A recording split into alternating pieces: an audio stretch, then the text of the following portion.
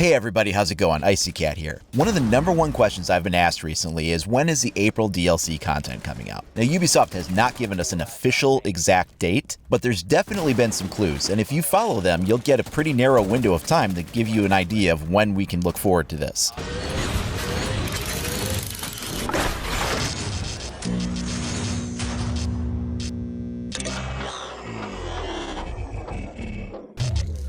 Originally, when the roadmap for the first year of DLC content was announced, they put up this image. It showed kind of what they were planning on doing. Black Ice was slated in January, and then the next one was going to be set up for April. And we can kind of use this as our gauge of when we were going to be expecting the next DLC to drop. Unfortunately, it hasn't really come to pass that way. I mean, Black Ice was in January, but then it got pushed back to February. And within the last month, I've been getting a lot of questions in the comments and also on Facebook and Twitter asking me when is the new April DLC content coming out. A lot of people had a conspiracy theory centered around a calendar that was in the game that had this date circled. It was April 14th. They thought that that was going to be the drop date for the content. I never put a whole lot of stock into that. I mean, there's no way that you code this into a game and then you adhere to a release schedule, like maybe a year or so later that is dictated by something that you just kind of put in as an Easter egg when you were developing the game. And as of today, April 15th, the recording of this video, yesterday came and went and the content wasn't launched, so that pretty much debunks that theory. So the question becomes, we're in mid-April, what's happening now? Well, Ubisoft hasn't said anything officially as far as an exact release date. I think they're trying to avoid the problems they had with Black Ice in the first place. They gave the month of January, then they set a specific date in January, then they had to push that date back into February, and they kind of wound up putting themselves into a corner with that. I think they're trying to avoid that here by not giving a specific date. However, I do think we're not going to see the content in April. I think it's been pushed back to the month of May, and there's some breadcrumbs here that we can follow to try to figure out why that might be the case. The first image I'm going to put up here is from the official Ubisoft blog, and if you read the article, you'll see the information presented here. They talk about how the April 22nd Season 1 competition will be held at PAX East, and the PC finals will be May 7th in Cologne, Germany. Those tournaments are both tied to the Season 1 content, so I would not be thinking that we would see the new season content roll out while the Season 1 was still sort of wrapping up tournament coverage. If you read a little further down, it says that the Rainbow Six Pro League for Season 2 has been officially announced, and that kicks off May 30th for Xbox One and June 2nd for Windows PC. So right there we have our window of opportunity. Season 1 tournament coverage wraps up May 7th, and Season 2 kind of kicks off starting May 30th. So in that couple of week window there is where we're going to see our new content drop. So if you keep in mind that Season Pass holders gain a 7-day advance on any new content that comes out over the rest of the population that does not have the Season Pass, we could be looking at something as early as May 23rd. Of course, it could be anywhere within that window between May 7th and May 30th, but that's just sort of what I'm thinking. Further reinforcing that, over on the Rainbow Six Siege subreddit, one of the Ubisoft community managers posted this: "We will be having a special reveal of Season 2 at the Xbox One Pro League Finals at PAX East. Tune in on April 22nd. So April 22nd is a special reveal. That's not a launch. That's not when it's coming out. It's a peek. It's a look.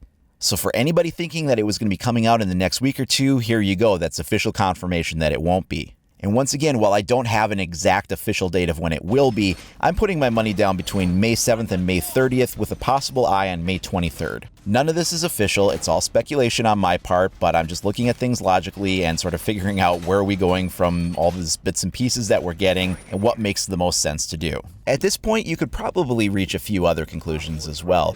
It's not that surprising that the date was pushed from April to May. I mean, we had our first season that was delayed from January to February, so if that was pushed back from one month into the next, that may well affect the release cycle for all the consecutive seasons. It might not, but I'm not surprised that April got pushed back into May, and we might see the same thing with the other seasons. Again, that's just speculation on my part, but it just sort of seems logical that the entire schedule probably got shifted. Another speculative conclusion is that the tournament play is going to be affecting the release schedule. I think that we're kind of synchronizing with everything in that, because if you have the season for competitive play not synced up with the seasons for DLC content, you're going to be changing the kinds of things that people are playing for. If they're in the middle of one season and they're playing for a tournament prize, teams are training, they're working hard, they're developing their strategies on certain maps, working with certain operators, and then right in the middle of that or close to the end of a tournament, a new map comes out and new operators come out. I mean, that changes everything for the professional players. And I don't think that's something that you're going to see get messed with. I think that they're going to keep the release of that new kind of content until the end of a season. You know, there's a chance that something might come out early in the beginning of a season if it doesn't quite sync up.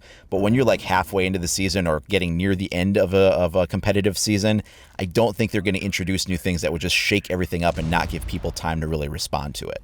Once again, keep in mind, these are all my own opinions. I'm just kind of following the train of logic here. This is nothing that's officially been passed down from Ubisoft. In keeping with that trail of breadcrumbs, there's also a little bit of additional information that's recently come to light.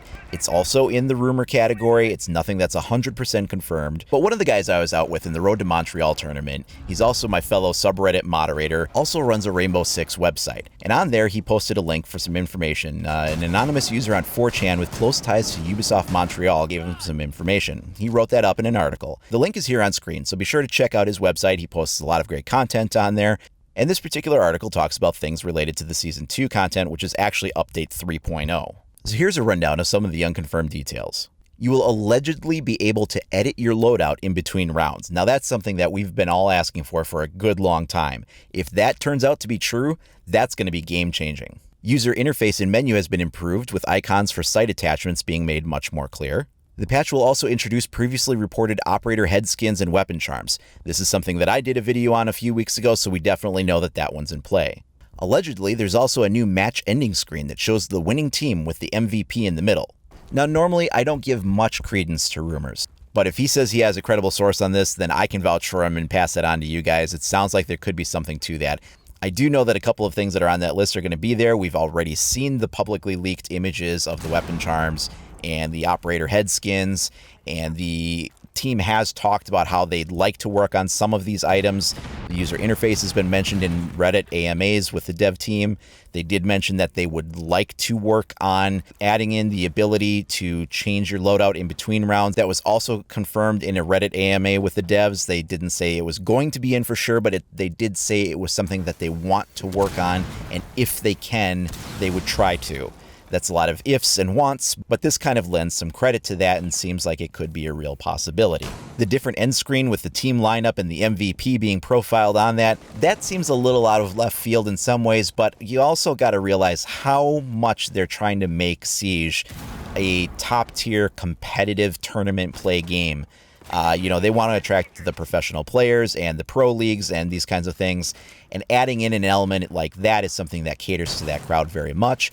So while it hasn't been something I've seen specifically requested across the forums or the subreddits, while it's something I haven't heard the devs mention before, I wouldn't necessarily be surprised to find that be the case too. Well, that's going to wrap this one up. Now, I know nothing I've said here today is 100% confirmed, it's not 100% official, but if you put a lot of these pieces together, you see a likely image begin to emerge. So don't take anything on here as confirmed, but it's definitely in the realm of very plausible. Regardless, it looks like come April 22nd, when we get a special reveal at PAX East, we'll have some more information that we can put together for you. In the meantime, if you haven't already, please like and subscribe to stay up to date on all the latest news and information for Rainbow Six Siege, or you can follow IcyCat on Facebook or IcyCat25 on Twitter. Thanks for watching, everybody. We'll see you next time.